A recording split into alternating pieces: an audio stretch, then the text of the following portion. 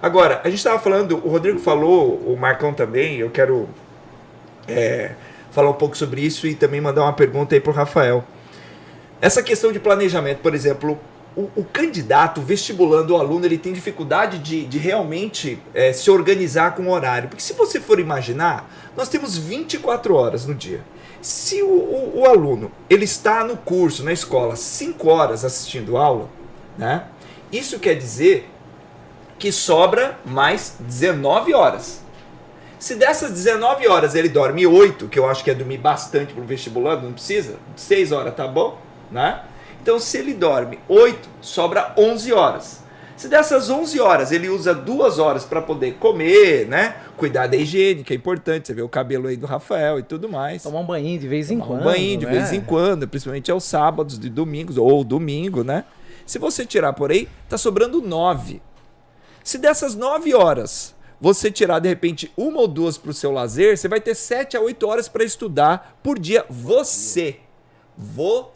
Fora a sala de aula. Fora a sala de aula. Porque, gente, olha só. Estudar é um processo. E dentro desse processo, inclui aula. Não, assistir aula não é estudar. Estudar é um processo longo, né? E complexo até. E eu diria... Faz parte processo, não é apenas ele. E eu diria que o ponto mais importante nesse processo de estudar é o estudo individualizado. É o estudo individualizado, que é o momento que está você, e é justamente aí que as dúvidas aparecem, né? É exatamente aí que as dúvidas aparecem. E não é pegar, você falar, mas eu vou sentar e vou estudar 8 horas sem parar. É claro que não. Não é assim que funcionam as coisas. Não, ninguém aguenta, né? Daqui a pouquinho você não quer mais olhar para lugar nenhum, Sim. você já criou um tédio daquilo ali. Ninguém aguenta. Vira uma Gera situação outro bloqueio, complicada, né? Exato, né? gera um outro bloqueio. O que é interessante fazer é pegar as suas 6 horas, 7 horas, 8 horas, como nós chegamos agora, e distribuir isso durante o dia. Né? Ou até mesmo você pega o final de semana, coloca um pouquinho mais, porque assim, quem está estudando para medicina ou outros cursos de alta performance, como a gente fala, ele não pode se dar o luxo de algumas coisas. Por exemplo, ele não pode se dar o luxo, entendeu, de todo final de semana ir para balada. Ele não pode fazer isso, né? Mas conta pra gente rapidamente, Rafael, como que é a sua rotina? Como é a sua rotina de estudo? Olha, no primeiro ano e ainda mais no segundo por causa da pandemia, era assim, algo livre, mas também em razão da escola, né?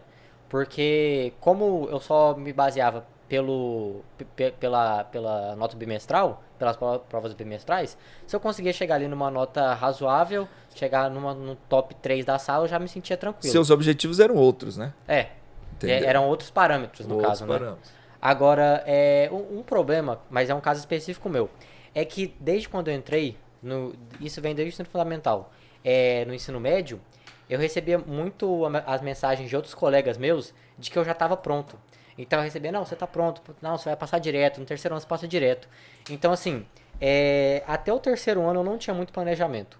Eu chegava, estudava na escola, se eu tinha alguma dúvida, eu só vinha em casa pontualmente, aquela dúvida pontual, e não via mais no assunto. Só que consegui lidar para passar com a nota tranquilo. Aí quando eu fui prestar o Enem no terceiro ano, todo mundo mandando aquelas mensagens, e, tipo, todos meus amigos, você vai passar direto, você vai passar direto, você vai passar direto.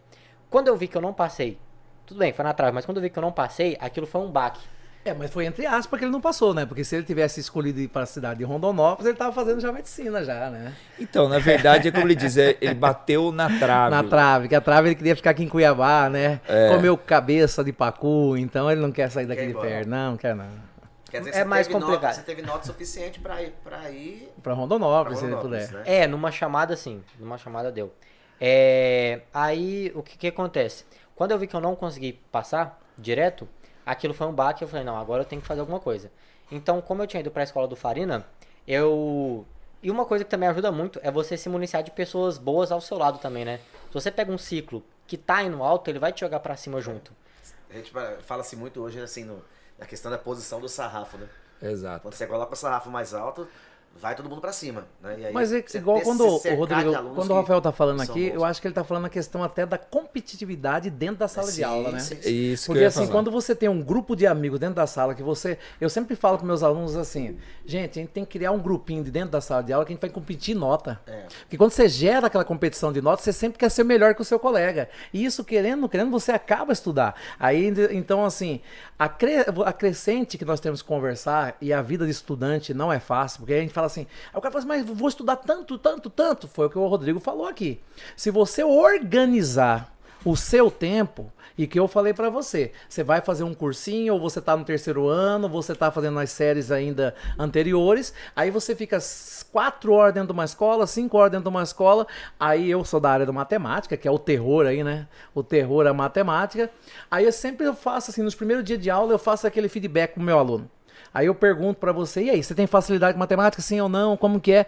Aí a pessoa fala pra mim assim, eu não tenho facilidade. Aí eu faço a segunda pergunta. Você já falou pro professor quando ele tá explicando que você não tá entendendo? Porque a maioria das vezes a gente não tá entendendo o que o professor tá explicando dentro da sala de aula e nós falamos assim, lá em casa eu estudo. Eu ainda sempre brinco com eles e falo assim, moçada, em casa é pra dormir, escola é pra estudar. Essa é a dificuldade. É aquela foto que tiram do quadro, sabe aquela foto? Posso tirar uma foto do quadro? Você deve ter você não vai olhar essa foto. Não vai adiantar muita coisa. Adiantar tá bom, muita você coisa. vai encher a sua memória do celular. Mas você não vai olhar isso. É muito raro quem... É porque, olha, a gente sabe na prática, a gente nem devia estar falando isso, eu nem devia estar falando isso, né? Mas hoje eu não estou mais na escola. Mas assim, a gente sabe que na prática as coisas funcionam assim. Existe aluno que se ele pelo menos prestar atenção na aula e em casa dormir, já tá bom. Tá ótimo. Tá ótimo. Tá ótimo. Porque também existem aqueles alunos que dormem na escola e dormem em casa. Entendeu? Então a gente sabe muito bem, né, qual é o futuro. Entendeu? Agora, nós sabemos também, entendeu, que nós temos uma sala de aula extremamente heterogênea, mas isso que você disse, Marcão, é de extrema importância. A competição. Eu acho que o senso de competitividade ele é de extrema importância para todo e qualquer vestibulando. E o entendeu? mundo é competitivo. O mundo, tá aí, exatamente. né, cara?